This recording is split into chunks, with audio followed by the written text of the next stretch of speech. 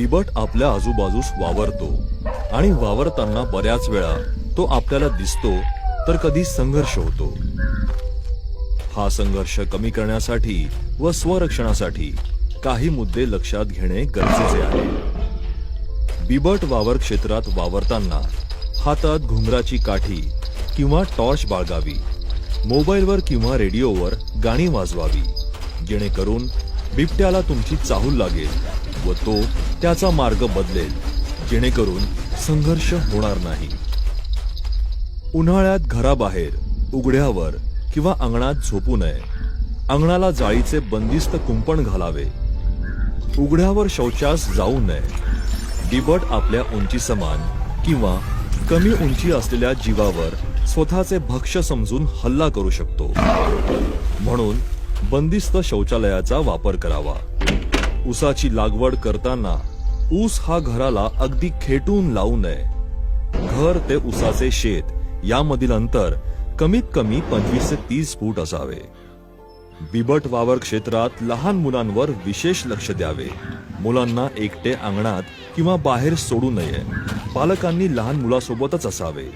आपल्या राहत्या घरासमोरील अंगणाला चारही बाजूंनी बंदिस्त जाळीचे कुंपण घालावे, जेणेकरून मुलांना खेळता येईल। आपले पाळीव प्राणी हे बिबट्याचे मुख्य भक्ष्य असल्याने त्यांना बंदिस्त गोठ्यातच ठेवावे, जेणेकरून बिबट आपल्या घराभोवती फिरणे बंद करेल। आपल्या घराच्या अवतीभोवती वाढलेले गवत व इतर झुडपे काढून टाकावी। परिसर स्वच्छ ठेवावा, जेणेकरून बिबट्याला लपायला जागा राहणार नाही। आपला सभोवतालचा परिसर स्वच्छ ठेवावा।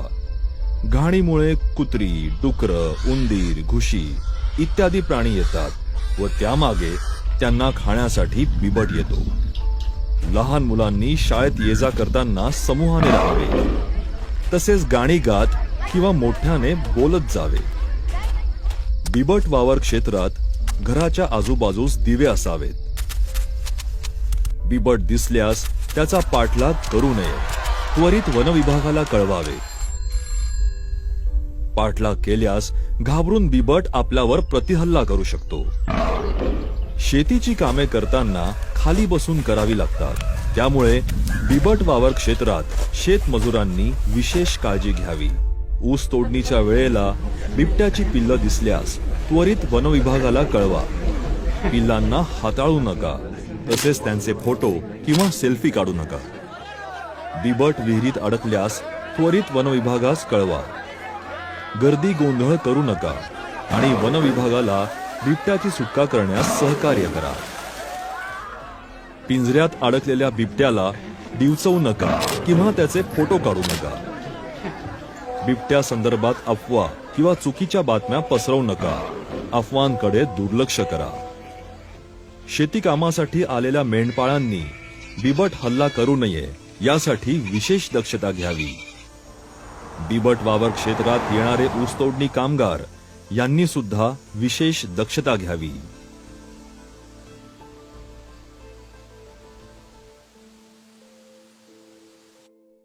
जंगलांवर राज्य होतं ते वन्य प्राण्यांचं, पण त्यातील काही जागांवर शेतीची बीजं रोवली गेली आणि त्यात भर पडली घरांची।